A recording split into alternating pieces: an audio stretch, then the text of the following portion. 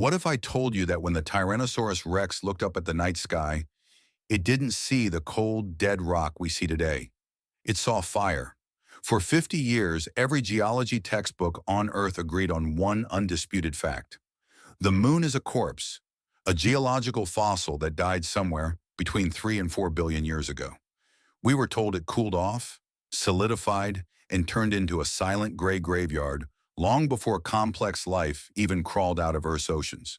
But a paper published just days ago didn't just nudge that timeline. It broke it. Evidence has emerged that our nearest neighbor was erupting lava, active and alive, at a time when feathers were evolving on dinosaurs. We are talking about a 1.9 billion year error in our understanding of the solar system. This comes from the Chinese Chang'e 5 mission. When they returned samples from the moon in late 2020, everyone expected the usual dust and old rocks. But researchers at the Chinese Academy of Sciences decided to do something tedious. They started sifting through the soil, looking for glass. Not the glass you drink from, but microscopic beads formed when rock melts and cools instantly in a vacuum. They sorted through 3,000 individual beads, searching for a needle in a haystack. Most of them were boring, glass created by asteroid impacts, which happens all the time. But 3 of them were different. They didn't have the chemical fingerprints of an asteroid strike. They had the sulfur isotopes and smooth texture that only come from one thing: a volcano. Here's the part that should make you pause. They dated these 3 tiny beads using uranium-lead dating. The result? 123 million years old, plus or minus 15 million years. Let that sink in. 123 million years ago, the supercontinent Pangaea was breaking apart. The famous Yixian Formation in China was being laid down, burying feathered dinosaurs in ash. And 240,000 miles away, the moon was still bleeding. This creates a massive problem for physics. The moon is small. It has about 1/81st the mass of Earth. Think of it like a cup of coffee versus a bathtub. A small cup cools down fast.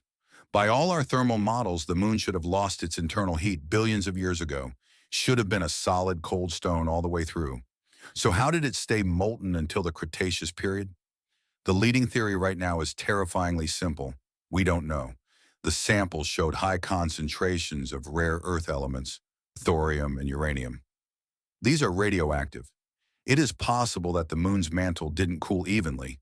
Instead, it might have had localized pockets, radioactive batteries essentially, that kept sections of the underground magma alive for billions of years, longer than anyone thought possible. Imagine the view from Earth back then.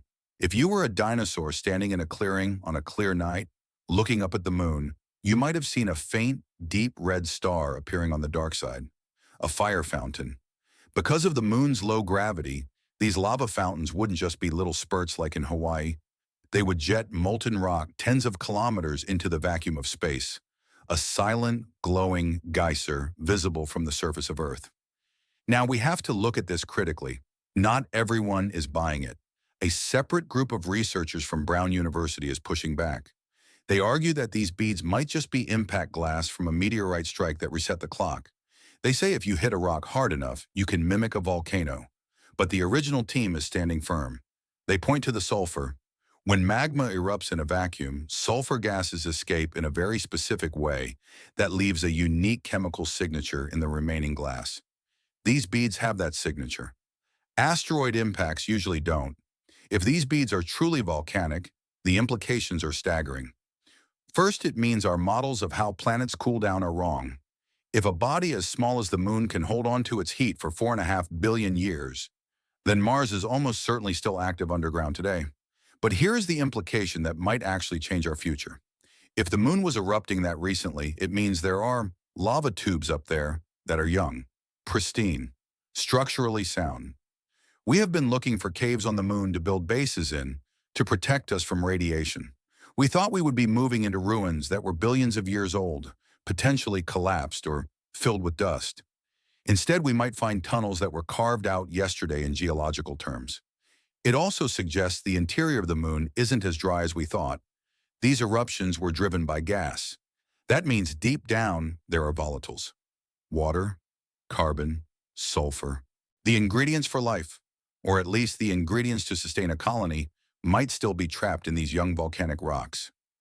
We used to look at the moon and see a mirror of the early solar system, frozen in time, a relic.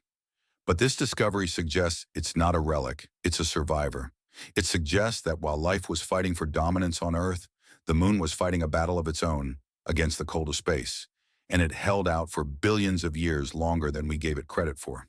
It makes you wonder, if we missed active volcanoes that happened while dinosaurs were walking around, simply because we didn't look at the right 3 grains of sand, what else are we missing? What other dead worlds are hiding a heartbeat deep beneath the surface? We thought we knew our neighborhood. Turns out the house next door wasn't empty. The lights were just turned off. If you want to know what other impossible things have recently been found hiding in plain sight, you know where to click next.